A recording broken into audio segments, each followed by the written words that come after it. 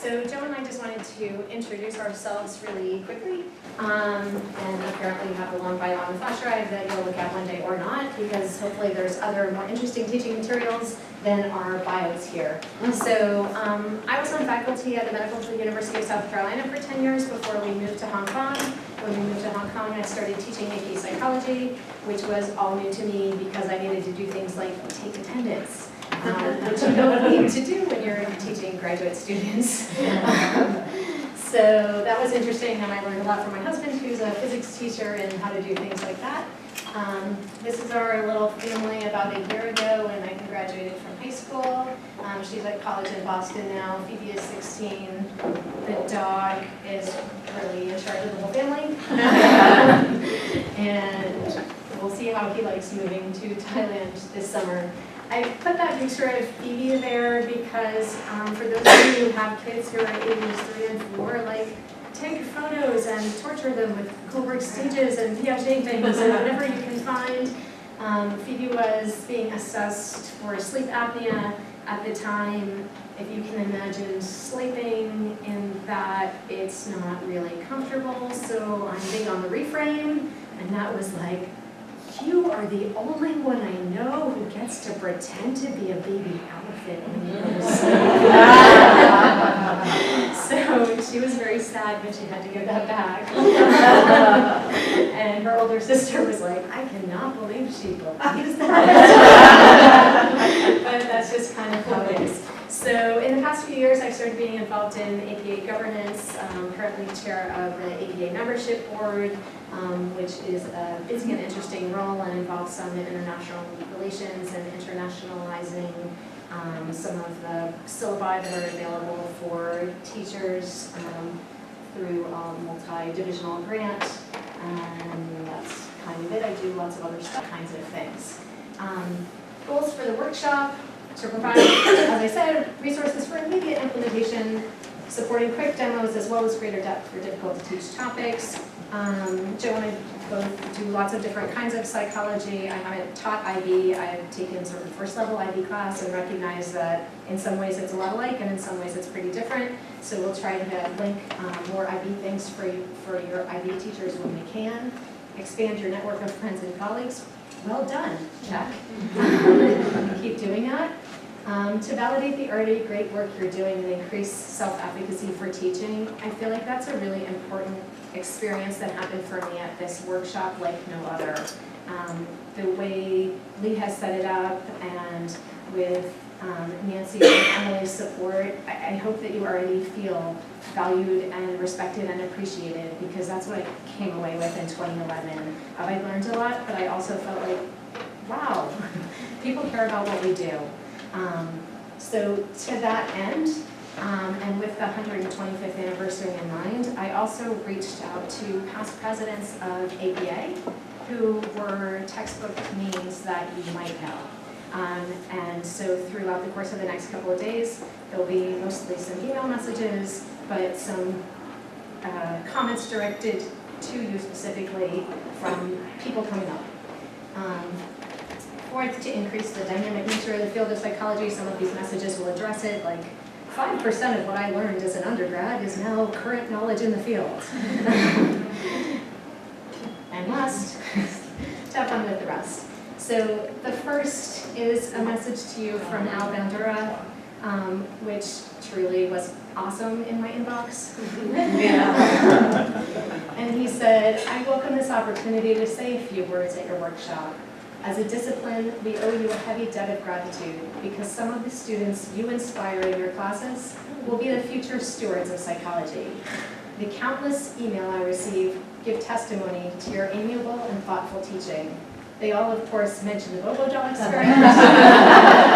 I'm sending a link on how Bobo has gone global for the benefit of people's lives worldwide. Psychology is the only core discipline that integrates in its causal structure, intrapsychic, social, institutional, and biological determinants. As you introduce students to this extraordinary core discipline, may the efficacy force be you. So I'm going to go back to one thing here, because when I asked my husband to proofread my slides, he said, shouldn't it be countless emails? And the answer is no, it should not, and Al knows that. here from our list of things. I hope that Al Bender just validated some of your teaching there. So anyway, there's a few more of those from different people throughout the morning. What I'd like to do first is have you do an activity that potentially relates to lots of different fields. So what we're going to do is have you do this photo thing. Because we are who we are, there's numbers in the bags. Pick one randomly. So they're just numbers 1 through 5. We'll make some small groups as you get your number. Okay? Oh yeah, they can. I feel like they can handle it.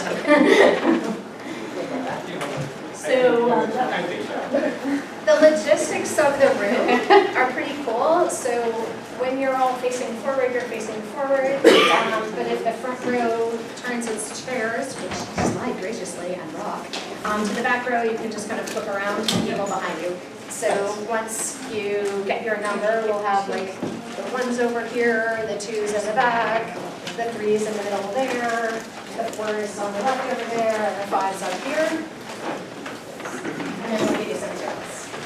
And can you do that number on the Okay. 1, 2, 3, 4, 5, but mostly find your people. 2.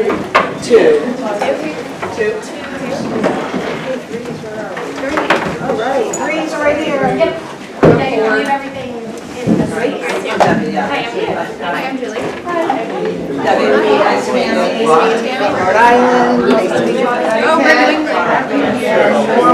I don't know who that is. Is this 3s?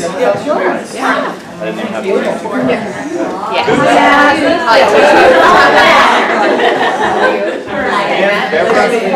at the You are, that's right. That's But right. all the- We're in Western. Which part of Western Mass? Williamstown.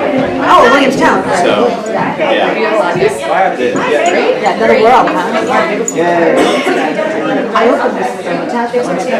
Yes, so did I. Yes, I didn't realize. I had my daughter. Someone who sit on one side and someone just like, just something to turn around. Do we need technology for this? You need one phone and one radio. I have a phone. Okay, 4s.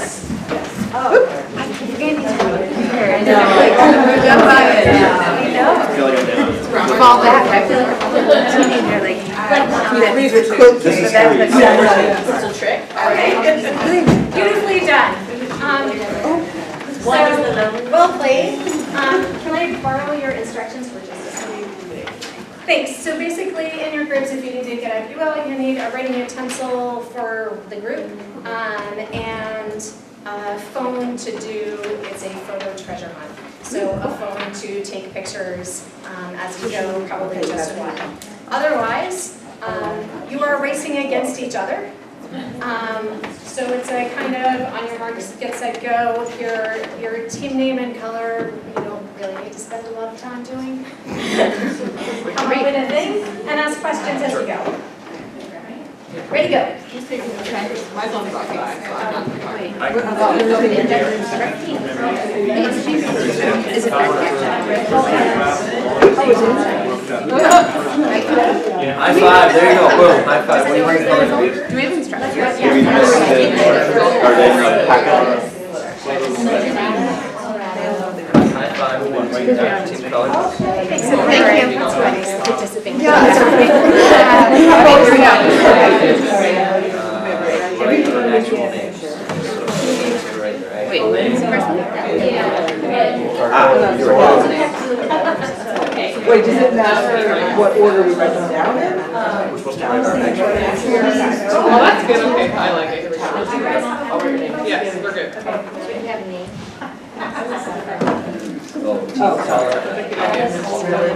Okay, so here we go. We did number 1, right? So we're gonna go to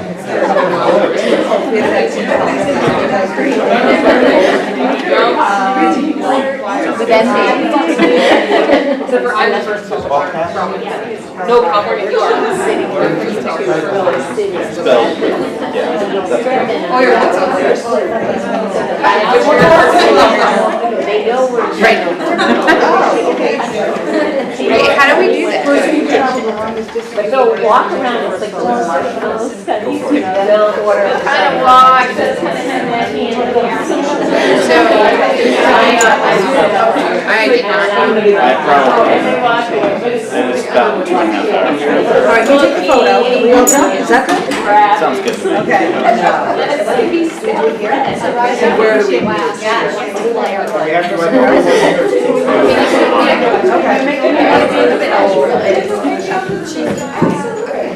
I believe.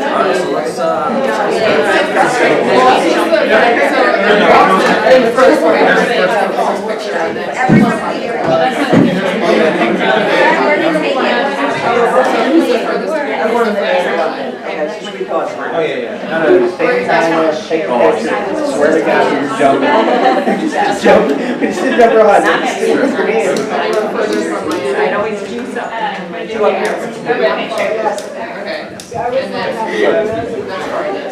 And they jump it. They jump it so much.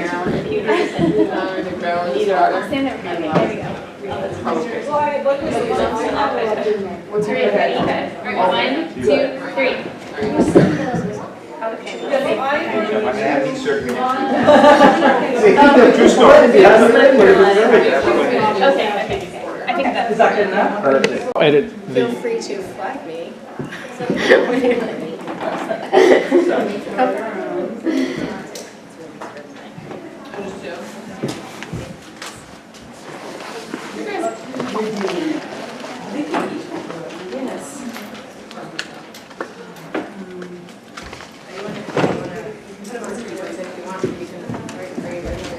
Yes. Upload this to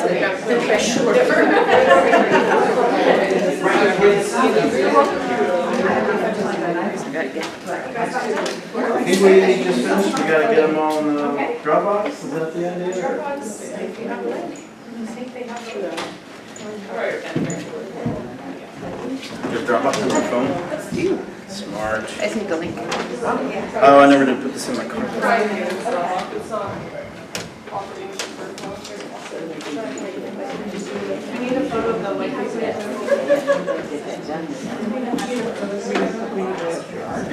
No, it was an email. So I just like. Oh, this are stuff I'm making up right now.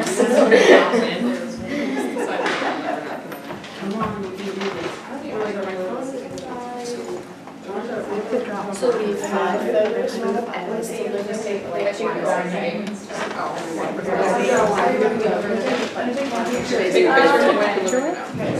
Hi. Hello. I just said, So I opened I'm also having more now.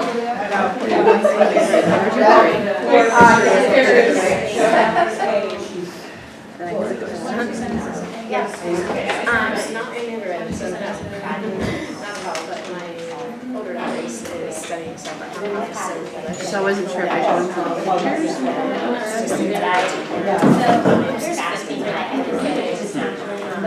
Or maybe it's next down there. Upload photos. Hi, my name is Jamie Wright. Thank you so much for everything you've done. Yeah, everything you're doing. We're glad to have you here. And we're glad to be here. Yes, that's what I was saying. I've seen those things before. We're done. Jamie. Hi, So Sarah. where's your wife, Tisha London? Thank you. It'll be fun. Start the class. I mean, it doesn't matter. Keeps me smart.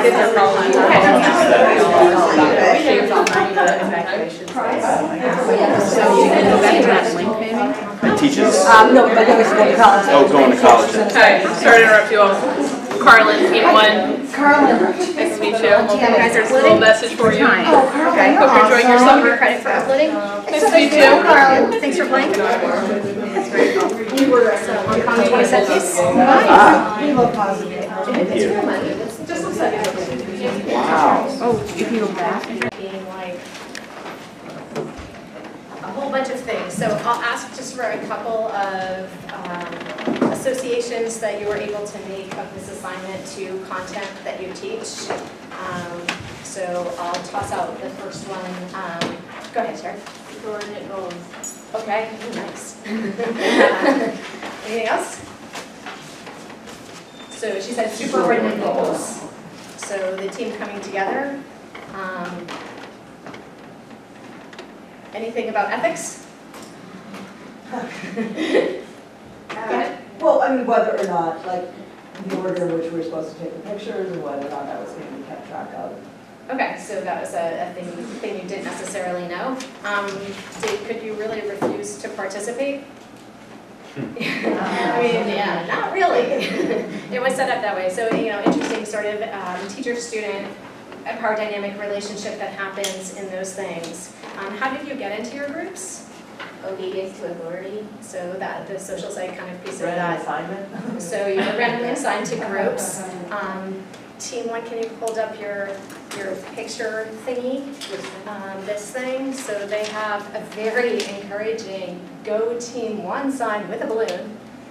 Team two. Yeah. Sorry, that's okay. So this says 2. So we could analyze the data to see who won and the participation speed and if that was any different in motivating. So there's all of that. Perception, there's all kinds of vision things and the perspectives from the photography, lifespan changes. So when I do this with my students, they're planking on the ground and jumping off high things. We adapted it developmentally for we don't know these people, what might they be doing? There's lots of motivation and emotion kind of pieces. You guys look like you were having a good time. If you weren't, you were faking it, which is also good. We like all of that. And then, yeah, not particularly related to treatment and disorders. So I really like this activity because it's just fun. Yep, so else. We were wondering why it said Asian peace sign. Because, like, living in Asia, like every photo that is ever taken has people doing the peace sign, and usually it's like sideways as opposed to vertical. Yeah. So I have never looked up if that's technically the Asian peace sign. We Googled and it also said it's both hands. Because we didn't know what it meant. Okay, so, yeah, so it's one of those things where I think when you're sort of in a space or in your own group, like, I can say that because other people say that, they might can't, but living in Asia, I can kind of fake that. So, good question. And it feels like that with them. So, this was just for kind of linking things together. And with an activity like this, you can just reference it throughout the year, throughout whatever, whenever anything comes up. Remember when we did that photo thing? And so it's not expensive or difficult. The kids have the technology and anything where you get to, please take your phone with you, ends up being that. For these slides, after each day, Joe and I are going to share with you the activities that we have done on that day. So everything that you see here will be. I see people immediately taking pictures. Yeah. We got you. We're gonna give you everything we have. Including the sheet of instructions, right? Yes, including the sheet of instructions. Other thoughts or questions about that activity? So what we're kind of moving to was like a nice team building thing. It was great that Nancy had you introduce yourselves and each other. Hopefully now you have your team in terms of names and people. So I am terrible with names, and so a multiple small group settings is kind of where I can do that. So I encourage you at lunch to not hang out with your team. So go, find 1 or 2 new people, but now you have a cluster that you can just keep building from as you increase your network there. So the next thing also is the last thing to involve money here today. But these are Hong Kong $10 bills, and they're really cool. Because they're see-through and plastic and colorful, and yeah, people make fun of my daughter when her friends are like, oh, you pretend that Monopoly money is real. So yes, we pretend Monopoly money is real. So this is the beginning of kind of the neuroscience-y section, and in a minute we'll tag over to my friend Juan Dominguez, who is a neuroscientist at UT, and I'll introduce him in a minute. But first, this is called the $10 drop in Hong Kong, $1 drop for you to do it here. And the goal is to catch the money. So I'm going to demonstrate with Joe, and then we're going to just quickly let you guys have a try. So that's that. I have lots of these. If you can catch it, you can keep it. It's worth about $1.25. So like it's still something, like that's about 15 bucks right there. And then we'll ask you about it, so. Okay, try it. Yep.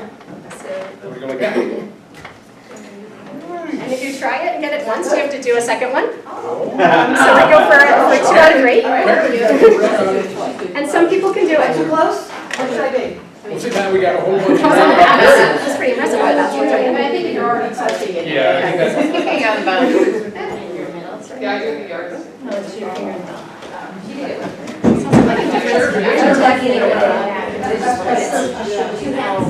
Perception to action.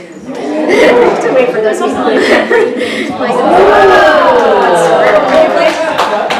Nancy, we have a keeper. All right. I need Just another. like it's an athlete reaction. Wait, Try one more time. Stats on the droppers, they're effective dropping the money. Next one. I'll turn it around as if that matters. Yeah, and then so Ooh. I'll go around here. Amazing way I can catch a ball. Nice. Keep your hands still. Throw it at my chest, I'll get my feet. I have this.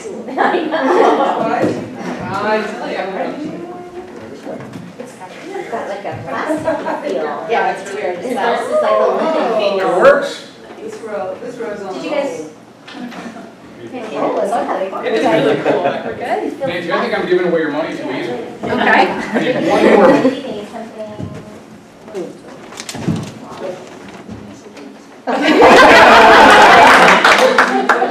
Try one more time. Oh. Hang on to it.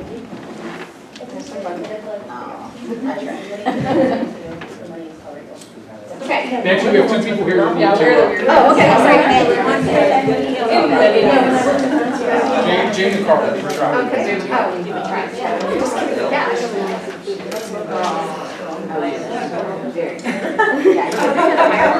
Thinking of our virtual people, how you do it. this is the challenge. So, you guys saw that Joe put into it either. Some of you can. It's a reaction time task, right? So someone around you may have a $10 bill. If they don't, like, here's a couple of them. Just take one. Now drop it for yourself. So drop it for yourself and catch it. 2 hands.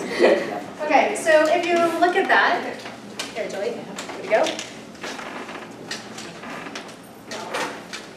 So, is that easy or hard? Easier. But it was hard when I was holding it. Why? Yeah, it's just, your brain knew when you dropped it. So yeah, I totally know when I'm going to drop it because I'm really smart at telling myself when I'm going to drop it. And when you're watching me drop it, like, the first thing that has to happen is like, okay, so I visually see the thing moving, and then some of you, like Eileen, was like, okay, you're holding it, 1, 2, 3, I'm gonna grab. Oh, you haven't dropped it yet. So there's that anticipation piece of it, but it has to go through the whole kind of visual system in and out to get there. From there to relay, to process, to motor cortex, to then the behavior to actually catch it. And there's, by bypassing that, when you know you're going to drop it, all you have to do is go like, click, I got it. So it's a really simple demo, and people like winning money. Just kind of beginning to appreciate all that happens in a fraction of a second in terms of brain and processing and moving from sensory input to motor output. So what I'm going to do now is one more thing before we hop on over to Juan. I'm inspired many times in random moments during class, and this is one of my brilliant moments where I was like, yes, the neuron is like a mermaid. And so this is the spiky-haired mermaid. where her spiky hairs, dendrites, the nuclear sort of cell body is there. You have the axon of her body, the vesicles kind of down in her feet, and then the synaptic terminals at the end of her body. So in myelin, she's a very fat and weird-looking mermaid, but in learning neural transmission, it's just like this. To me, having not learned this growing up, this is a technical, difficult, but really important thing to understand. And so Alan Feldman and the AP Institute that I went to a million years ago had us take sidewalk chalk and go outside. The kids love drawing neurons on sidewalk chalk. Schools love having neurons all over their school in sidewalk chalk. So it's a great activity and really fun. And I do it as a work together in pairs. And then your successful completion is a quiz grade. So first we sort of talk about it inside, show a video clip, and then they go out and draw this in sidewalk chalk. So the mermaid on the right, which is like a beautiful artistic neuron mermaid, was created by some of my students who were art people. But either way, you can be a good artist or a terrible artist. But the message goes across, and what they need to do is in pairs, be able to create and explain to each other both how an action potential travels down the neuron, and then also how neurotransmitters are released into the synapse and the lock and key system, and they have a little enlarged version for across the synaptic cleft. And it really results in, no matter what your experience is beforehand, kind of everyone getting it. By the end of the day and feeling pretty successful as a basis for neural communication in that way. So that was one of those things where I was like, sidewalk talk, really? But it's really fun and easy, and everybody likes that. So Dr. Dominguez is someone who I met on APA governance. We're on the membership board together. He's at UT. He's been there for the past 9 years. I edited this slide, and this is a version of unedited. So he's Director of Graduate Studies in Psychology. There are not 1,500 graduate students in psychology. He used to be undergraduate director, and there were 1,500 undergraduates studying psychology at UT. Over 30 presentations, lots of book chapters, lots of NIH funding, recipient of teaching. His research areas are related to the intersection of addiction and hormonal cycles.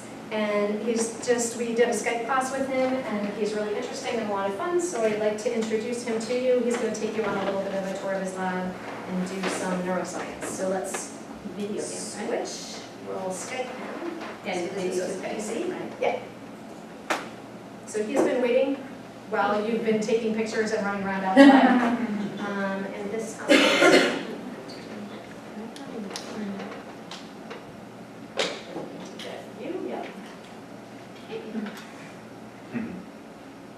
So one can see one and one. Hi Nancy. Hello, welcome. Thank you. I understand that you were having some fun, huh? We were, but your volume is really low. I wonder if we can turn that up a whole bunch. Okay, that would probably be on your end. Yes. Can you shout really loudly from Texas? Yeah, they do that here in Texas. Is it getting better or not? That's better. That's good. Yeah. That's definitely better. Great. So you want to give me an update on where you guys are, and then maybe we can get started from my end? Sure. So we just briefly talked about neural transmission and the synapse, and people ran around and took lots of nice photos that were goofy and fun that I tried to pretend were completely related to the course content, as well as that. So we're, happy for your brains, your lab, and your knowledge. Okay, wonderful. Well, you go ahead and let me know when I'm about to run out of time. Because as you know me well. I like to talk more than perhaps I should sometimes. So thank you for having me. Where are you guys right now? At Clark University in Worcester, Mass. Oh, okay. All right. So Red Sox fans. People are from all over, so be careful. I'm going to be very careful because I'm from New York and so I'm a Yankees fan. So people need to go there. Anyways, so I am a behavioral neuroscientist here at the University of Texas. As a behavior neuroscientist, so behavior neuroscience is a branch or a division of psychology, and as you all know well, psychology is in effect, perhaps with the exception of some forms of clinical psychology, but psychology is the study of behavior, which is to say people who are psychologists are interested in understanding in greater detail what are the things that drive our behaviors, what are the things that are affected by our behaviors, and oftentimes also again in the form of clinical psychology, what are the factors that drive disorders associated with behaviors. And this is true for everyone in psychology, including social psychologists, developmental psychologists who are interested in mechanisms of development throughout life, cognitive psychologists who are interested in issues of cognition, like thinking, processing information, etc. The same is also true for behavior neuroscientists. However, as a behavior neuroscientist, what we are interested in, or what I am interested in, is in particular, is understanding how the brain and how the nervous system is involved in the regulation of behavior. Now, it's especially interesting, I think, because it's not something that we often think about. The idea that this thing that's inside of us is regulating behavior, this nervous system, including the brain. And the thing I always tell my students is that, well, if you think about it, it makes sense, because behavior doesn't come from a black box. The fact is that there is real-to-goodness biology, there are real-to-goodness physiological mechanisms that are involved in the regulation of the behavior. Now, is that to say that only biology is responsible for behavior and the expression of different behaviors? The answer to that is, of course, no. The fact is that the biology is susceptible or is greatly influenced by environmental factors, whatever they may be. In fact, our interactions with other people are major factors that influences how we behave. And so, the biology is really just the foundation for the behavior, and that's what we do. And so I'm obviously partial to teaching biopsychology. I've been teaching a biopsychology course or a course on biopsychology both at the University of Texas and many other institutions before it where I've worked. I'm also co-author in a study guide for the most widely used textbook in biopsychology. And so as you can imagine, I'm definitely partial and think that teaching biopsychology is probably one of the most exciting things that there is in all of psychology. And one of the things that I often talk about when I describe some of the mechanisms is I start from a sort of a gross, larger approach to helping the students understand initially the anatomy. It's almost like learning a new language, I think, for some of the students. And so it's very important, at least for me, it's important to try and help them conceptualize what it is that we're talking about. And so I'll tell them to imagine, for example, a big box. And that box, if you open that box, you have two smaller boxes inside of that box. One of those boxes is what we call the central nervous system. The other box is what we call the peripheral nervous system. And then if you take the box that is the central nervous system and you open that box, well, you have two other boxes inside of that as well. One of them is, in fact, the brain, which is something that we're going to return to briefly, and I'll give you some insight into how some of the different brain regions are involved in different behaviors. And then the other part of that box is the spinal cord. And so the central nervous system is divided into two boxes, the brain and the spinal cord. And then the other large, which is called the peripheral nervous system. And the peripheral nervous system is everything else. So here we have the brain, and then the spinal cord. That comprises the central nervous system. And then everything else, in fact, if you're looking at me right now, my arms or my waving of my arm, that's the function of activity on my peripheral nervous system. So all the nerves, all the projections that leave the spinal cord and go into the periphery, that's what comprises the peripheral nervous system. And so that's that other box. And then if you take that box and you open it again, you discover that there are other boxes in there as well. And that those can be named, for example, the blue or the red box, or the somatic and the autonomic nervous system. The somatic nervous system is what controls voluntary muscle activity, so my waving my hands. Autonomic nervous system, I tell my students to think of as the automatic. This is the part of the peripheral nervous system that controls involuntary activity. So for example, breathing, something that we're not way with conserve energy and energy. All of these things are controlled automatically, not opposite. These things are controlled by the autonomic nervous system. And when you come to appreciate the fact that the autonomic nervous system is working on its own, but it's dependent on input from the central nervous system, you come to appreciate how some issues, like for example anxiety disorder, are associated with problems with breathing rates and these sorts of things. And you know, in greater detail, you can always go into the description of how the central nervous system is connected to the peripheral nervous system, and how the peripheral nervous system controls breathing and heart rate, and how the changes in the central nervous system and the presence of anxiolytic or anxious stimuli, like for example, the presence of someone who's going to attack you in the fight or flight response, that increase or affect respiration. Now, the autonomic nervous system, or another glass box, if we open that box, there's actually two smaller boxes in there as well. So the automatic, So how many minutes give you, like 5 to 7 minutes-ish warning? We need to see cocaine. We're hoping to see your cocaine storage. You want to see? If we get that. You may not know you're hoping to see that. Lines down the street. But very quickly, so the sympathetic nervous system and parasympathetic nervous system is what we associate with fight or flight, or expanding and conserving energy. So if you come to appreciate that those are divisions, you can talk about the peripheral nervous system, you can talk about the spinal cord, you can talk about development of the nervous system, and how in utero, it's the spinal cord that develops first. And then after the spinal cord develops, the lower regions of the brain are the ones that develop. And those are the parts of the brain that are important for emotions, for example.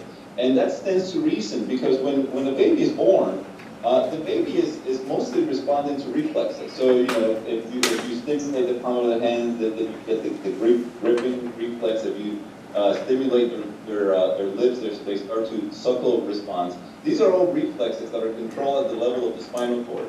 And those are fully developed when the baby's born. Again, for mechanisms of survival. But then, as the child is starting to develop, it's the middle parts of the brain that are beginning to develop. Those are the parts of the brain that are important for emotion and emotional responses, things like feeding. Attachment, social attachment is very, very important during that part of development, okay? Because the child is interacting with their environment, with their parents, for example. And malfunctions or issues that can be introduced at this time of development can elicit all kinds of problems and issues later in life. Like depression, increased likelihood of depression, like problems with anxiety, and also issues with addiction. And so that's what we study in my lab. In my lab, what we're interested in is understanding how hormones, this whole other system that resides in our body, how hormones, particularly steroid hormones, sex steroid hormones, the things that are produced by your gonads, your testes, or your ovaries, how those hormones affect the brain to then increase or decrease the likelihood that people will become addicted.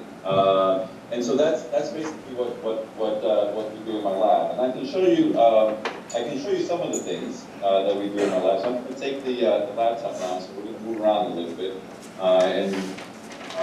Let me go into some of the questions. You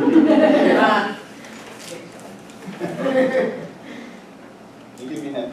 So, with respect to the brain, I'm going to hold it. My graduate students do it. So we have most of the work that we do in the lab is using rodent models. Now we can use rodent models to understand mechanisms of physiological regulation, like sexual behavior, responses to drugs and abuse, because the parts of the brain that regulate, the parts of the human brain that regulate those things are also the same parts of the brain that reside in the rodent animal, in the rodent brain. But I'm going to show you, for example, a definition. I don't know if you can see this. Yeah, you did. And I'm going to try and point to some of the,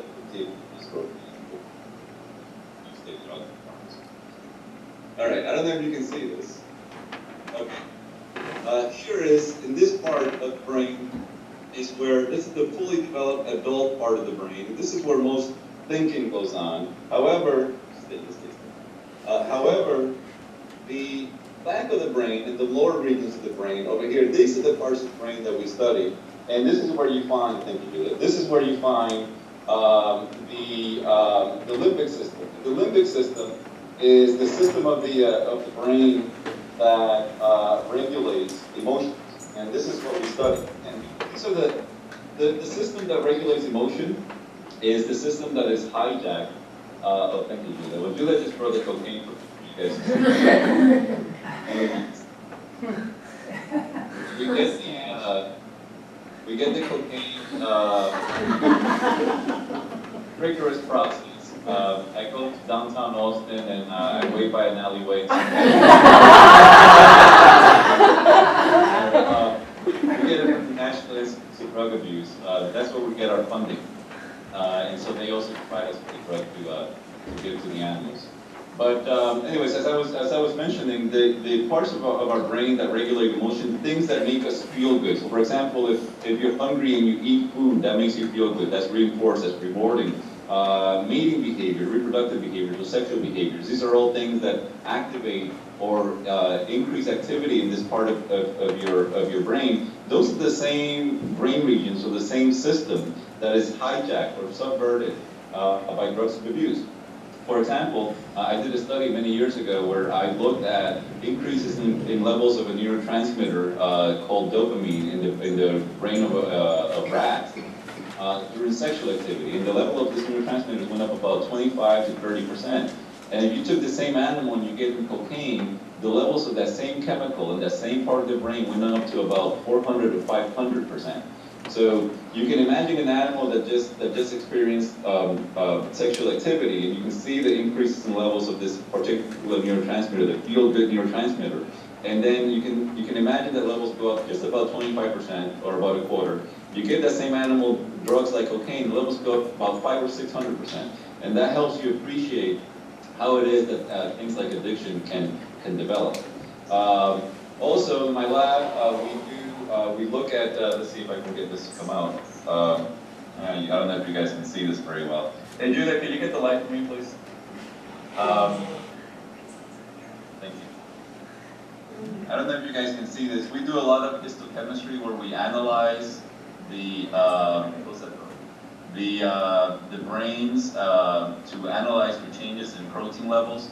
And so we look at things, for example, do certain chemicals, do certain proteins change, increase or decrease as the animal receives cocaine, or if the animal has had sex, or if the animal has been given food, and those sorts of things. Okay, now this is looking a little creepy here. Local movie. All right.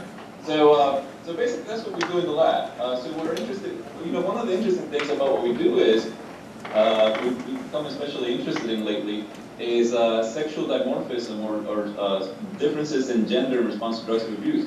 If I said to you that men and women, one of those two is more likely to become addicted to drugs of abuse, most people, whenever I ask this to my students, most people say that it is men who are more likely to become addicted. And that's actually not true.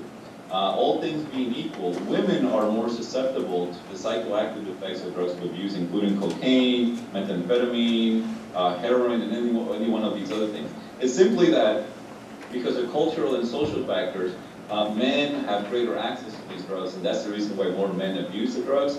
But women are far more prone to the influences of the drugs, and we're interested in knowing why that is. And I can tell you very quickly that the answer is primarily dependent on the hormone estrogen.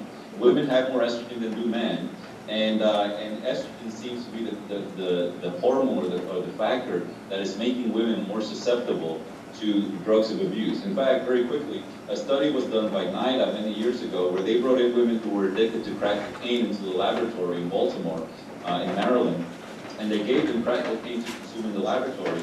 And what they found was that it was the same batch of cocaine. They asked them to rate the quality of the drug. What they found was that women rated the quality of the drug as higher when they were ovulating, when levels of estrogen were highest, showing that, again, that estrogen is the driving factor behind making the drug taste feel more reinforcing or rewarding. And so those are the kinds of things that we're interested in studying in my lab. So thank you a ton, Juan. I feel like we could let you go on and on forever. We have some other stuff to do, but what I'd like to do is ask you guys, as students over the next 24 hours, if you have any questions or thoughts, we'll send them off to Dr. Dominguez, and he can either reply live or with time constraints and such, respond electronically.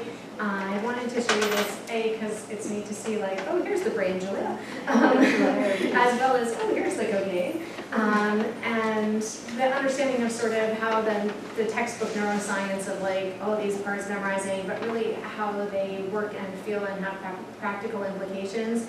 And Juan, thank you also for bringing in sociocultural pieces too. And yes, tell us what you're waving. That's a slide with slices of rat brain. All of those sections that you see there are slices about 30 microns, so thinner than those of us who have hair. So they're lateral slices of both hemispheres? Yeah. And so on one side you see one hemisphere, and then the other side you see the other. And this is what we look at under the microscope. Obviously you can't see things in detail like we can under the microscope here, but those are just rat brain. So thank you for you and your beautiful assistant, Julia. I'll pass the word. I'm sure she'll be flattered. I know my students really appreciated her in so many ways. So thank you again for showing up, and in advance for answering questions later. So,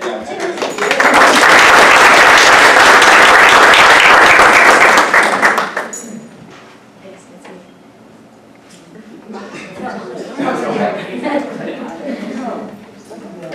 That's I'm Joe, you can figure that out. It's a tough act to follow. I did not bring my cocaine. I should edit that off of the camera. I can imagine that going viral. So what we're going to do, my gist is, let me get to the right, go back. Right there.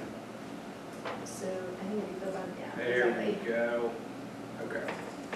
So my gist, what I plan to share with you guys, is what I call no prep or low prep activities. I don't know where you get many of your information or where your resources are. Oftentimes I feel like I'm drinking from a fire hose.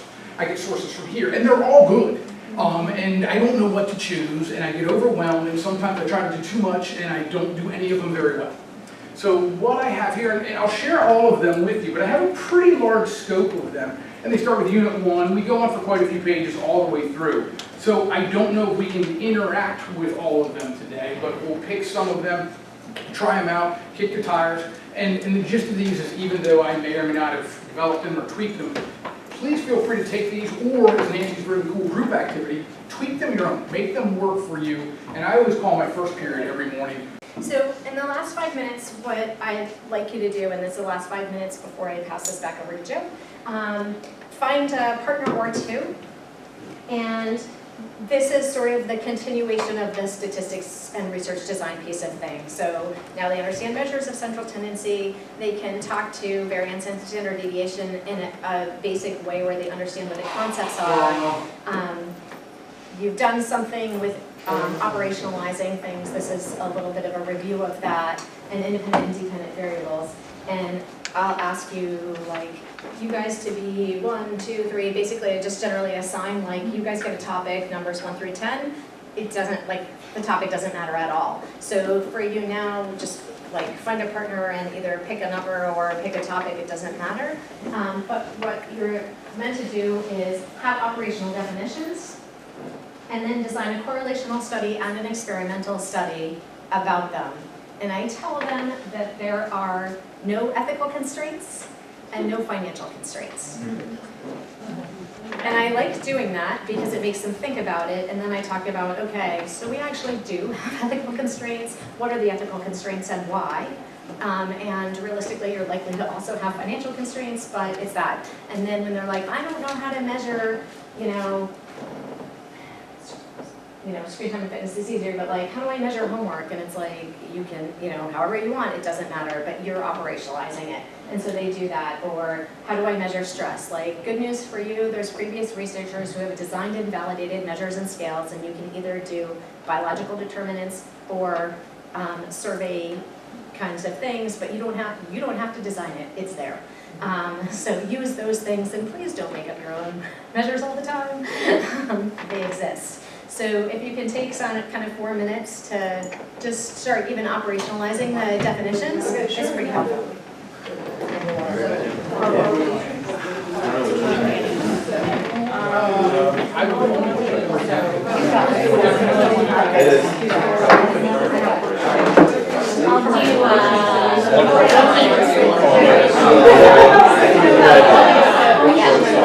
Hours of sleep a night? How many times you wake up a night? As an operational Nancy, can you go back to and weight.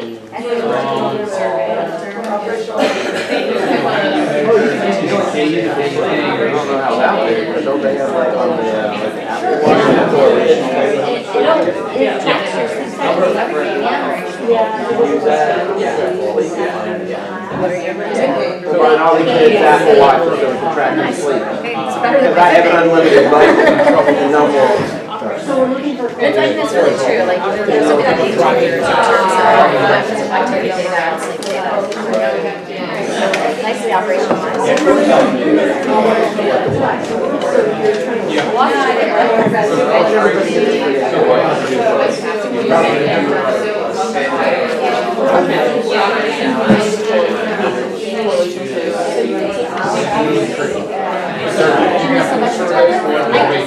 Survey's probably the easiest.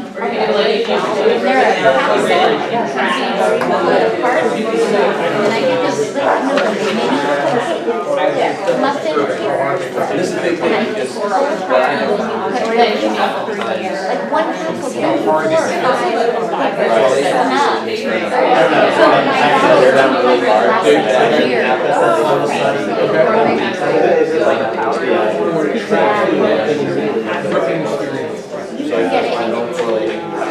Yeah, something like that. Okay, so I'm gonna kind of stop you there, even though, like, I don't want to, because this is really good. But students, this is the single most grounding research exercise that we do, even though it's really simple. They finally get what operational definitions mean. They can, I never understand why independent and dependent variables are hard. But because they have a correlational study and an experimental study about the same topic, they then understand what am I manipulating and what am I measuring when they do it. And we just kind of, if they have questions later, we revert back to it.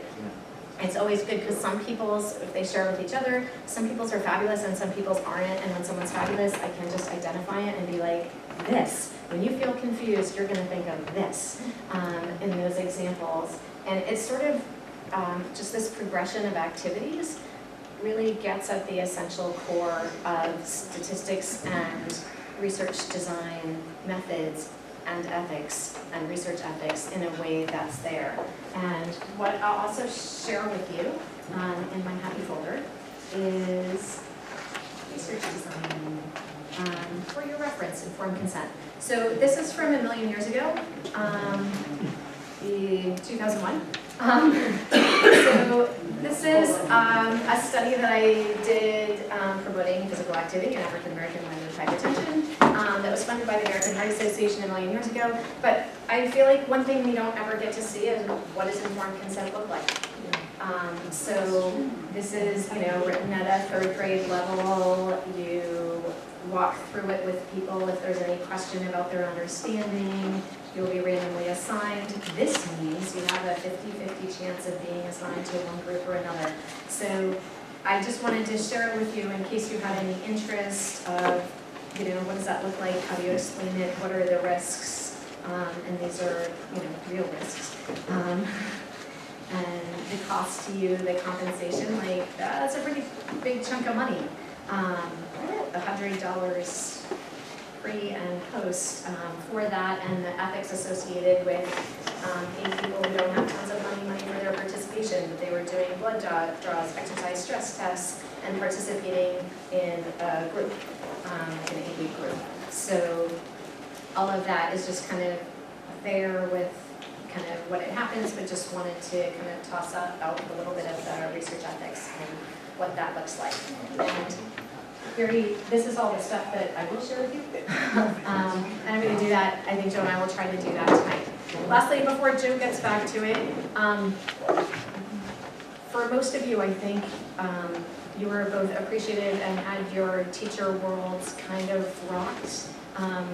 What a resource it is to have Joe presenting with us, and I don't mean to put him in this awkward position, but like the video clips, his coding of the quizzes, like all that stuff, like yay, that's awesome. So I'm glad to hand the stage back over again, because I want to learn more. Thanks for making it awkward.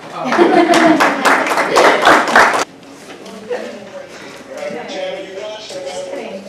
Turns out that this works better if you plug it in. You don't say. Remember when I told you I was excited to help with technology earlier? That's why.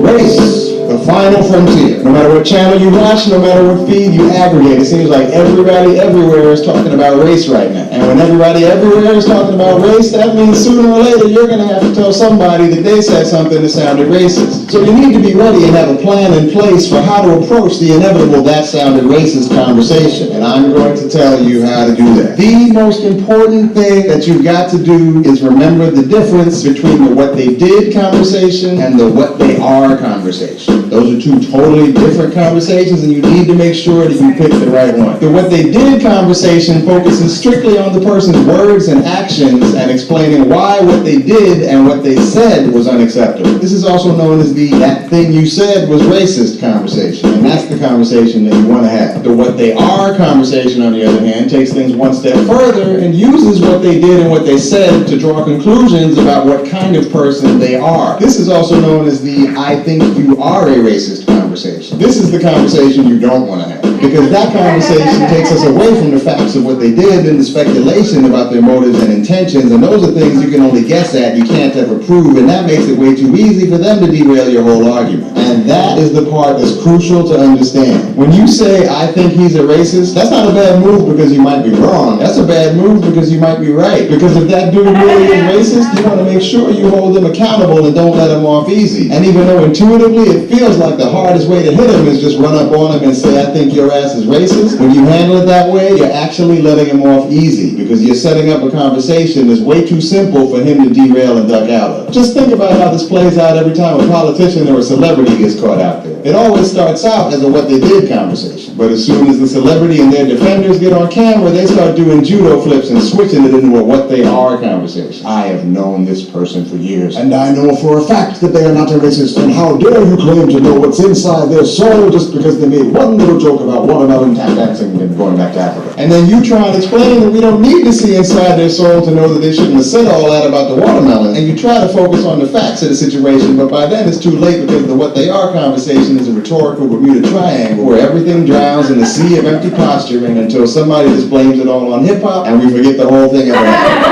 Let this happen to you. When somebody picks my pocket, I'm not going to be chasing him down so I can figure out whether he feels like he's a thief deep down in his heart. I'm going to be chasing him down so I can get my wallet back. I don't care what he is, but I need to hold him accountable for what he did. And that's how we need to approach these conversations about race. Treat them like they took your wallet and focus on the part that matters, holding each person accountable for the impact of their words and actions. I don't care what you are. I care about what you did.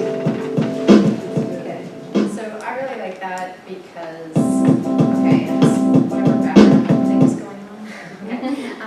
Yeah, just because it's the impact of how do we affect kids, the school, the culture, the life, how do we use psychology to impact them in ways that matter. So the masculinity discussion is what reminded me of this in terms of calling people out in a way that they can do that.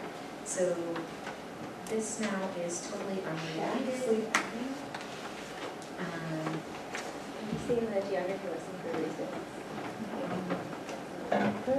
Before we give you free stuff that Joe got, Greetings to you teachers of psychology gathered at historic Clark University. I'm David Myers, and I just wanted to add my word of best wishes as you gather to get to know one another, enjoy one another, and think more about how to teach effectively our wonderful discipline of psychology, and how best to encourage your students to understand more deeply our human existence and the wonders of it, and to think both critically and compassionately about their lives and about the world.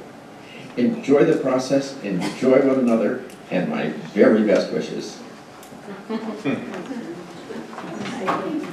Oh, I was just thinking, this is not really stuff, but one, have you guys seen the video clip, the Denmark commercial with the boxes? Yes. Because Google, you can Google Denmark commercial boxes and you'll find it. But I thought it's a really, really good short clip you can show with in-group, out-group, prejudice, discrimination kind of stuff. And it's like my students, it went a lot. So that's a really good, easy, fast one.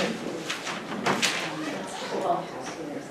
All right, so just before we get going with the free stuff, there are 6 of you in the room who still need to fill out. I don't want to look at anybody. I know who you are. You don't have to raise your hand, it's okay. But I'm going to leave them next to Nancy, and I hope at some point before the barbecue, you'll finish this off, or I will have to step it up tomorrow morning to make sure we have that. So we're close. Test, post-test design. And so that's why you had 2 of most things. So for your sour gummy candy guy, I wasn't sure if there was enough to have 2 for everyone, so if you could just keep the head off now. That would be great. So taste your 2 kinds of drinks. Oh, I'm sorry. That's okay, attention. 2 kinds of drinks, like does a strawberry taste like a strawberry, lemon taste like lemon, like all you're doing is like this is the normal food, you've clearly done nothing, you're just trying it out now. So I'll pass out the tablets in a minute once you've had the opportunity to sample them. And in the interim, I have 2 presidential messages for you. This is from Dr. Sternberg that I shared a little bit of with yesterday, but didn't actually share with you. Dear teachers of psychology, congratulations on TOPS 25th anniversary and APA's 125th. When I was in high school from 1965 to 1968, the high schools did not offer psychology, even though it was the course I, and I suspect many others, most would have liked to take. When I ended up taking my introduction to psychology course as a freshman, it ended up not going so well. I failed my first test and got a C for the course. I'm scarcely one to give advice. Who wants advice from a C student? But if I were to say what I think my priorities should be, I think they would be threefold. They're based on my notion that the facts students learn in psychology course today would not be terribly important, simply because the facts that are considered important change. Probably no more than 5% of the facts I learned in the 1968 course are taught in an introductory course today. Science changes fast. It's important for students of psychology to learn how to reason scientifically. We now have staggering numbers of Americans, including many of our leaders, who do not understand science and either fear or disdain it.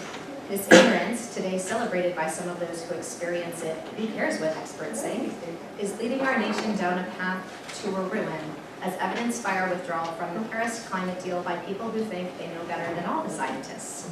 The world is in a precarious position, and we cannot afford to ignore or disdain any kind of science. It's important for students of psychology to use their knowledge to better the world, not to leave it as it is or make it worse. There recently have been scandals regarding the misuse of psychology in the interrogation of enemy combatants. In earlier times and continuing till today, psychology has been used by some for, quote, brainwashing. Almost any kind of knowledge can be used for good or for evil purposes. Psychologists need to use their knowledge to make the world a better, not worse place. It matters to the reputation of our field, and it matters to where the world is going.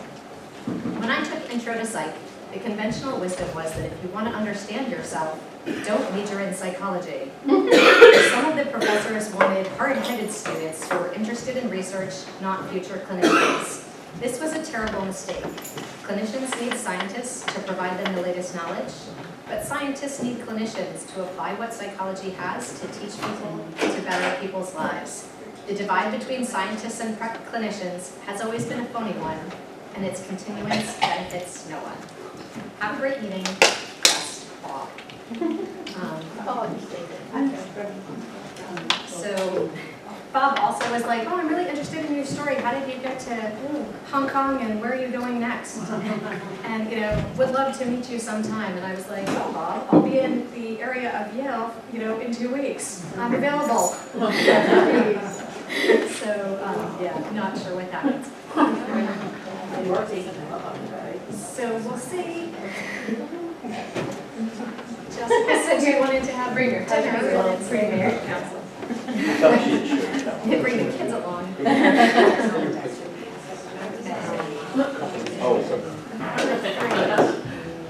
Are we able to get the full email of that letter? Yeah, everything's all together, and when I put it on the slides, it was just like, oh, the wall parts. So yeah, all of these will be shared with you. Emily asked me to share them so we can share it more broadly outside. So I've sent a message to all the people who wrote messages asking for permission, which in hindsight would have been good to ask for up front, because I heard from maybe 70% of them or so. So tasting tablets, we'll just pass around.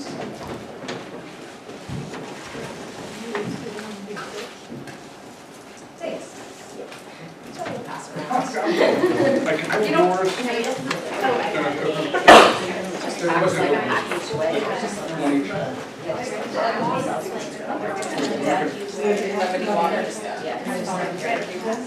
What'd you got? Gotcha. Thank you for dumbing it down. Okay, so pop one out and take it. With the tablets, what you're gonna do, they're made of dried miracle berry fruit and cornstarch. So.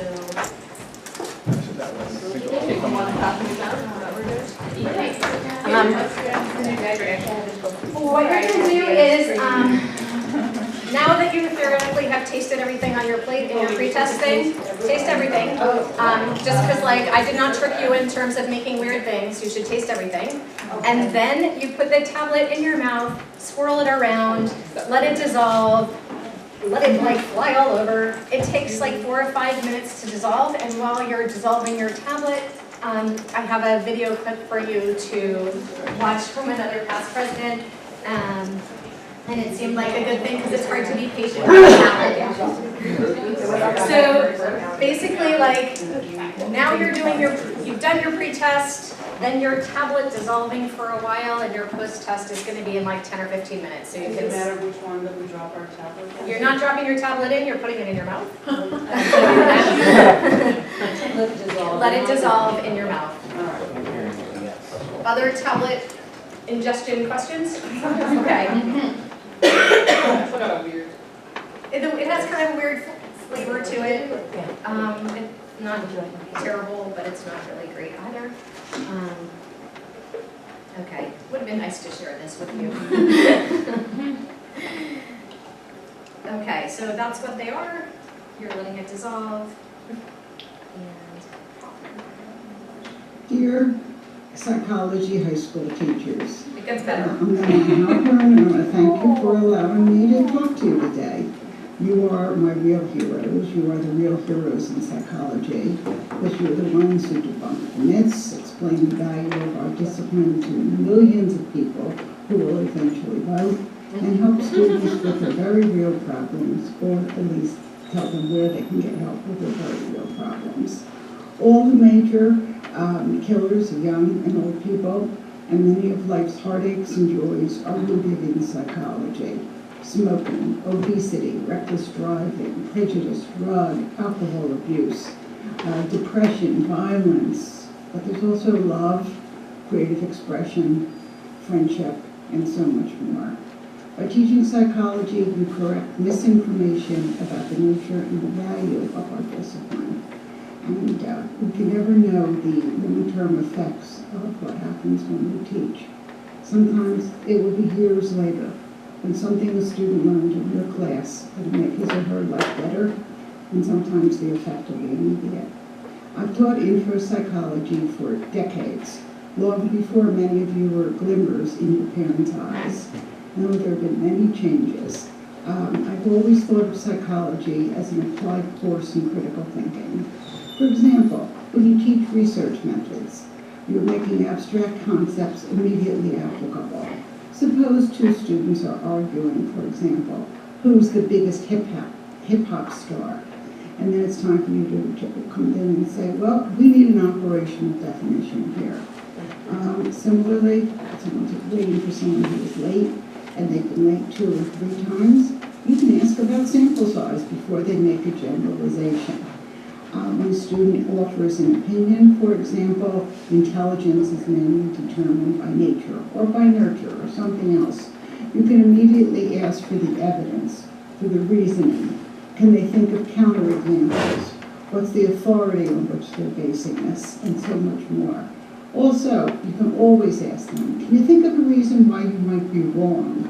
And turn to the whole class and have them also be engaged. I always believe that teachers of psychology who are dedicated to excellence teaching are the best people in the world. And yes, I can back that up with good evidence, strong reasoning, and very few counterexamples. Enjoy your summer and enjoy your profession. So that's nice and like a good lead-in to, now we're going to talk about research. And research design and statistics. So in some of the quick and easy demos, this isn't it, because I actually hadn't seen the circly cool picture that Dr. Fuente shared with us yesterday, but like research is the central core. And for a lot of high school psychology teachers and a lot of psychology teachers across the board, people don't have tremendous backgrounds in statistics and the understanding of those concepts. And so it's one of the areas sometimes to really get to, or like, okay, mean, median, mode, and there's some other stuff that I can't really explain, or the test design. So I wanted to do a quick demo to sort of demystify. For some of you guys, this will be stuff you already know, and for some of you, it will be a new and different way to present it. So the first part of what I'm going to do is I need like these 2 rows. I just need you to pick an age, 16, 17, or 18. Come down here, and you're going to stack yourselves. So like one person who's 16 will stand here, and the next person who's 16 is going to stand behind them. So just come down and be sort of an age of one of your students, basically. You don't have to be like, you don't have to be like in love with anyone or distracted or having a crisis or not getting into the college of your choice. Just kind of stand in an age. So yeah, so that's all 16. Great. You can, if you're trying to line, you can step forward if there's like not really space for the rest of the people. There's 17. There's 17. Okay, so with the 3 ages, it doesn't. Sure, I'll be 18. Okay, excellent. So this is the kind of like, all right, here's the data of the class. So you guys are just observers, but they're the class, and we have more people and whatever. So it'd be like, this is your ages. When we do statistics or when we look at measures of central tendency, we can do that this way. But most of the statistics that we use assume a normal curve. So you guys know a normal curve looks like that. Do they look like that? No. Nope. So sometimes our data go like, we do all the statistics and they have assumptions associated with them, and sometimes our data don't really meet the assumptions. So sometimes there are statistical methods that we use to sort of alter them, so you may take the log. In this case, we're just going to change your ages. So those 2 of you who are 16 be 15. So one of you here, like 2 go over there, just sort of make yourselves look like a normal curve. So maybe just like one of you be 19, 2 be 18, and 3 in each line. So we're close enough. So basically we've created more of a normal curve looking thing. So then you have someone in the crowd, at least in my group, there's always, kids who are taking stat and calculus and whatever, and they go like, all right, say your ages, can someone calculate the mean? So we get the actual mean. Then we have my high-tech signs. So in this case, you're like 15? Yes. 16, 17. So like in our normal curve, we're going to assume that we've done those calculations. We have these signs. I've used them year to year so that I don't have to take the time to recreate them. But had I not remembered to bring them with me from Hong Kong, I probably could have done them again. So basically, I have kind of one of the rest of you guys. So can you be the mean and go stand in front of the mean? And then someone else calculates the median, and someone else does the mode. So for these, the kids can see that when it's a normal curve, then and just like do the mean, median, mode, I don't know, just like stand here because you can't really fit there. So step, I don't know, in between is like, but yeah, it's there, then it is. So it's like a physical representation that those things are the same as each other in a normal curve. So, yay, so then we're gonna, I usually bring props, so like a briefcase and a cane. And so then we just take some of the older group in the crowd. So one of you now become like 40 and the other be like 97. So they, spread out. Okay, you're not as close to 97. There you go. They spread out, and then we have this math person recalculating, and we go, okay, what happens? I also meant to bring the teddy bear that I have with me, because it's in my room, that my kids gave me, that has a tail. And so I bring it in, and when we do this, now we talk about, okay, what happens to the mean? The mean gets pulled more over. The median is well done. And the mode may or may not still be the same depending on like who moves and ages and whatever. We do it this way and the other way. And then with the stuffed animal, the person in the end represent like, this is called the tail. And they actually physically pull the tail of the stuffed animal so that the mean gets pulled in the direction of the tail. So this is your skewed distribution.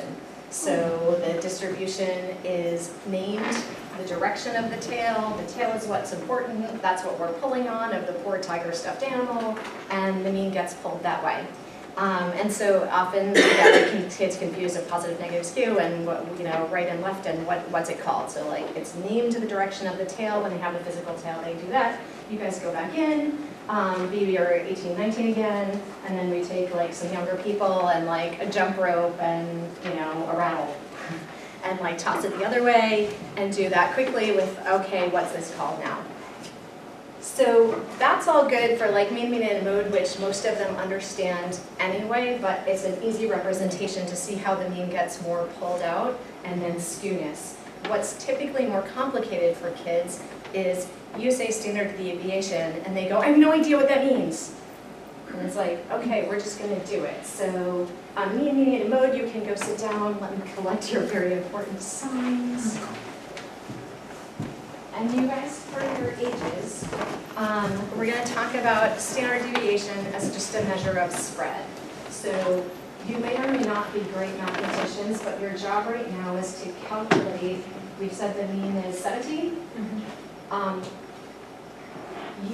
The difference between you and the mean. So you're either taking 17 minus 1 or 17 minus 2, 17 plus 1 or something, whatever. Your big math. So I just want your difference score. So what's your difference from the mean? 2. So, and positive or negative? Negative.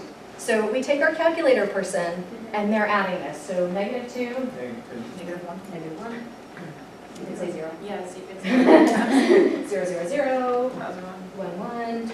Right? And so then the calculator person adds them up, and what do they add up to be? Right now they're going to add up to nothing. Nothing. Yeah. So they go, why'd we do that? And it's like, okay, so to calculate standard deviation, if you do that, you get nothing. So that doesn't really work.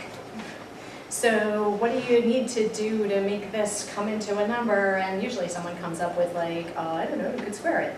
And so we go, yes, that's what we do. We square it. So what standard, then we square it, so now you're 4, and they pop it all into their calculator, and they come up with, okay, here's the sum of the squared difference from the mean.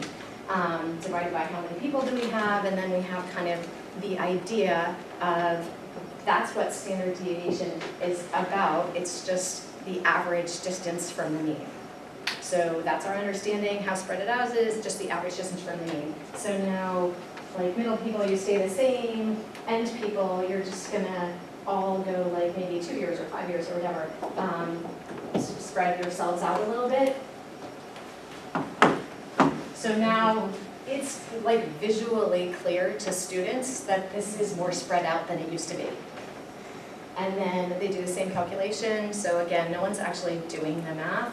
I don't require them to like know how to do it. They all have calculators that do. But it gives them a sense of like, now we have a bigger number for our standard deviation. It's more spread out. So it's a really simple like physical demonstration, and you can just make up, you know, like no one minds being 2 or 97, but really visual. I got the basis of this from here in 2011 from Kristen Whitlock. I think she did mean, median, mode, and then I was like, oh wait, and then you could do this, and then you could do that. So it's been really effective and kind of an easy way. So thank you for being a normal curve. So this is like a multi-part, multi-step, however many days it kind of takes. I take kids outside to do this, partly because of space and partly because it's kids to go outside. This is a lesson that's like super organized and scanned and ready for you. So that's like part 1, create a normal curve. Part 2, calculate the mean, median, and mode to demonstrate how skewness impacts measures of central tendency. So they visually see how this is in a normal and skewed distribution. Then like the briefcase thing, return to the normal curve, great. Okay. So this looks terrible. And it kind of is. And there are many options for decision trees out there. I just kind of grabbed it. I just sort of only teach looking at, okay, so mean, median, mode, measures of central tendency, descriptive statistics. Now we want to know, so we have those 2 distributions, one that was spread out and one that was not spread out. Maybe they're like, since we were talking about ginger this morning, maybe they're, you know, speeds of running a 400-meter race. So we have 2 distributions, they overlap some. It's hard to know if they're different from each other or not. How are we going to test that? So inferential statistics are what helps us determine the difference. And just a simple decision tree kind of concept. What kind of variables do we have? Are they interval ratio kind of variables or name kind of variables? So mostly what they seem to need to know, at least for the kind of AP curriculum, is the interval ratio kinds of things. So if you have 2 variables, you have a t-test. So like t for 2, 2 for t, that's your t-test. So, and then kind of, I don't ever share this with students, I'm just sharing this with you. Yes, like you're going crazy too. And then, so the t-test is with 2 variables. If you have, you know, more than 2 levels of your independent variable, so maybe you're looking at, you know, how fast you run, but that may depend on the weather. So you have a cold day, a medium day, and a hot day. So now we have kind of 3 levels, and that's a terrible example because it's not something that you can easily control as an experimenter. But let's assume that you have a treadmill and a sauna, so you can easily control those things. And so that's where you have your ANOVA. And I think that kids, like the correlation piece is easier, and we talk a lot about correlation, not showing causation, but I think we're good at explaining that.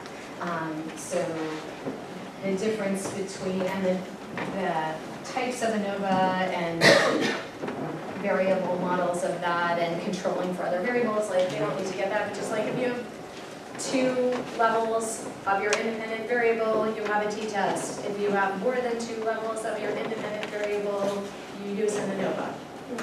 And that's kind of the gist of that. So this slide is bad, the next one is worse. So this is a t-table. Why am I showing you a t-table? Only for one particular reason, because sometimes they want to know about sample size. And how do you estimate sample size? You estimate it looking at previous research studies that have been done, calculating the power, and looking at how is that related to your study. Well, that's all like way more complicated statistics than they need to know. So kind of general rule of thumb, if you have a pretty powerful difference that you're expecting to find, we typically say as a rule of thumb, like 20 to 30 participants per group. And why I show you this is because you can't really see, but basically to find is just look at the 0.15 level. And if you look at that at 20, well, I'm so not tall enough, this is like 1.714, something like that. And if you look at it at 30, it's 1.69. So it's not like those numbers aren't very different from each other. And if you look at 1,000, it's 1.646. So like the amount that you gain from having 970 more participants is not much. But if you go up the scale, you see that like, oh my gosh, if I only have 5 people or 4 people, then that's what you need. So it's just sort of meant to be like a quick demonstration of, you don't really need to know the math for this at this point in time. If you take a statistics class, you definitely will understand the math for this. But the idea of like, why do we say 20 to 30 people is kind of related to this as a concept. Okay, yay. Taste your stuff.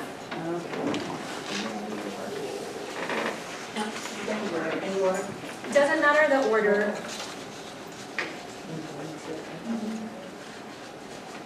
Who's tried their lemon yet? It was good. People are really apprehensive, like, lemon was sour the first time, why would I try it again?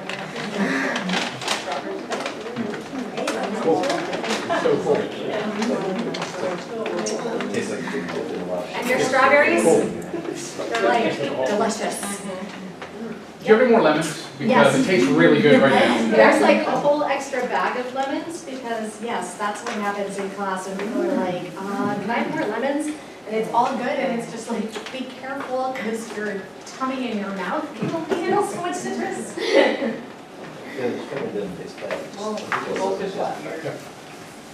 Some students don't. I'll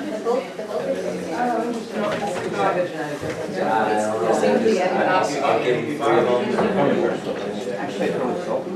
Yeah. Can you kind of pass bowls of lemons around? The bread. So there's some things that are like positive, neutral, negative. So there's intentionally things that won't taste different. Eating straight up cream cheese is a little weird. But does it taste different to you? No. So some people say it's like, oh my gosh, you just made cheesecake. And the seltzer water tastes really different because the seltzer water has a squeeze of this, of the lemon juice in it. Yeah, I can taste it. And what about the Sprite? Oh. Bad. Generally the Sprite is like, oh my, I'm having syrup. Yeah. I never knew that Sprite could taste this disgusting. Which you were before also. So in terms of the value of this, I usually ask students for feedback at the end of every unit, like rip a piece of paper in half, really informal, no names. Here's some activities we did. Just read, was this fun and helpful? Just fun? Or just helpful? And so for this, depending on how you use it, it can be just fun and like, there's nothing wrong with just fun. It's okay sometimes. However, you can also relate it to, what is reality? We get data from our senses and we pretend that that's real, but now you have 2 different sources of, 2 different pieces of information from the same senses. What's real and how do you determine that, and there's some people who are like, I have no difference at all, so it's like a good spectrum of individual differences. There's a piece of people who are like, wow, this is like altered consciousness. It's like, not really. So there are aspects of pre-test, post-test design. So there are some methodology pieces, there are some perception kinds of pieces, there are some why do we do science kinds of pieces, or there's just like because it was fun. So when I do this in class, So what is it doing to your waste? So it basically, and Yeah, I don't actually know design particularly. It enhances the, do you want to answer that? Okay. Because it's not as clear as the tea. The tea is really clear. The tea blocks the sugar receptors. So this is less clear. But basically, it enhances the sweetness piece of things related to acid.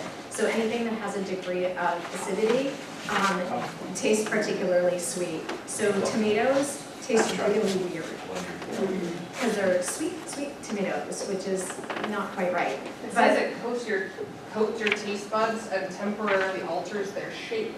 Oh, nice. Can they do that with my body? And what would tea have done? That would have stopped the sweetness? The tea blocks the sugar receptor. So when you take, Hershey Kiss, all you get is the bitter. You don't get the taste. Well, you can do it actually. Her idea is even better. You just open the capsule. Andy wasn't here last night. Oh, yeah. So you can do it in one place, but the idea last night was you can buy them at a health food store. You pull the capsules apart into like a pancake container and have them just kind of coat their tongues.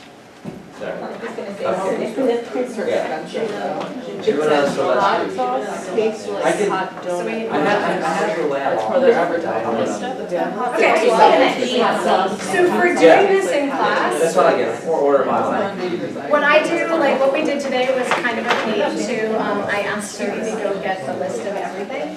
And so she was my personal shopper, and then other people do stuff. Usually I ask the students to each kind of bring something in, and we do this together with our speed dating assignment. So the speed dating, because it's like food and a party. And so the speed dating assignment is, and it's not something that we're not teaching to an exam would feel like is particularly important that kids know all the names in a memorization kind of way of who did what research, but there are some people who it's important to have as a take-home message. So the speed dating is meant to help them kind of hammer home names. Yep. Will you remind me why I know Diana Halpern? Like what? I mean, obviously she was an AP president, but what research? Why would I know? She's president of Cornell North Carolina. In terms of like do it is vast her research, and so Like what's the area? What, or is there not a specific? There is a specific area. I just don't know why I know it. Nancy, yeah, just Google it. Like I did, but nobody stuck out. I don't know if Okay. someone had. And so it's that piece of like 20 minutes ago when I wasn't standing in front of you, I knew it. So kids are assigned, randomly pick out of a hat, and they get a number, and the number gives them like a food item to bring in and a person to date. And they need a prop with this, and again, we'll share it with you, but it's like you need a prop, you need to know your person, and there's just an inner circle and an outer circle. You have 3 minutes to meet and talk about your research.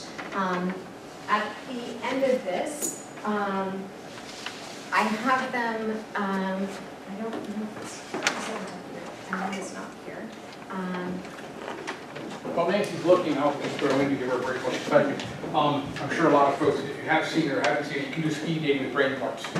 My students loved it. So one will be the cerebellum, one will be the nucleus accumbens, the frontal lobe, and things like that. And so they rotate and do the quick speed dating. They introduce their part 100 times, and they hear other people introduce their parts, and it was, you can make it as fun or as detailed as you want it. So if you have a list of things you need to memorize, whether it's important people, brain parts, I don't know, whatever kind of developmental stages, you got APA, 5 Freud, 4 those kind of things, you can do it that way. So speed dating works for a long list of things that kids have to memorize. So we had questions at the end of the speed dating, just to make sure you were paying attention to everyone there. So because of where we live, who would you like to collaborate with professionally? Which characters did the best job? Like not everyone interacts with everyone, but who did you think? Which psychologists do they feel more confident and comfortable in their understanding of the research now compared to prior to dating? And who would you like to take on a trip to Bali? And they're meant to disregard whether or not the person is alive and their gender. So who would you want to be with and why? When you're stranded on a desert island, I take Carlo because he knows the important aspects of developing a relationship. or Coburg, there could be a tsunami and his moral development would help helping people in need. So they're like, their reasoning is kind of fun. It's just a little bit of a silly thing. And I think like anything, like use your speed dating, use it once or maybe twice, and pick, you know, what aspects you want to target with that, or how to do it. That's Judy's intro. And that's the one. So we're back to green. And we'll take maybe the last, what else do we have? Oh, we're not gonna do that. Okay.